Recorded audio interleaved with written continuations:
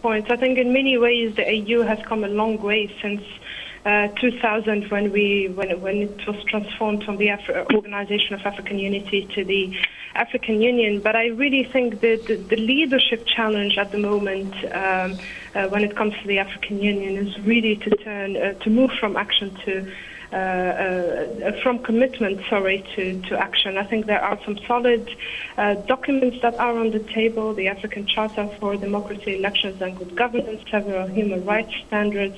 But I think what is truly needed now is indeed leadership to implement. Faten, you report, you're speaking of tools like the African Charter on human rights, human and people's rights. That charter, of course, it's 35 years old this year, but implementation is still lacking on the ground for many of our member states. What are some of the key barriers to implementation right now, Faten? Yeah, I think there are challenges at different levels. I think you have the classical issue that many people go back to, which relates to the political will. Do some of the leaders truly want to push for a change? I think in some countries, regardless of that political will, the presence and the strength of some organizations and social movements were able to shake things up a little bit.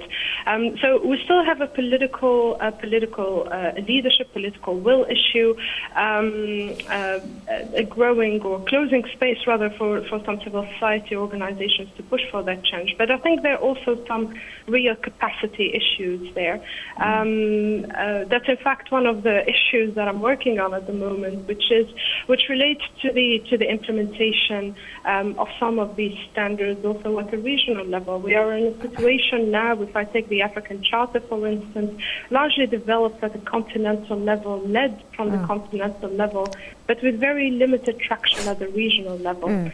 So what is the role also of organizations such as SADC, ECOWAS, IGAD, or other groupings in actually translating this continental documents and aligning them to also the regional policies that are closest to the member states? Faten, apologies to interject there. We are running out of time. They're going to pull me out of this interview just now. Alternative financing of the AU should come up. Now, we heard a lot about it in South Africa last year, where member states were encouraged to finance 100% of the operating budget. But how realistic is this right now? We understand that more than 70% of this budget is paid by external partners, and we've only managed to collect 30% or less from member states, and 30 member states are currently indebted to the AU.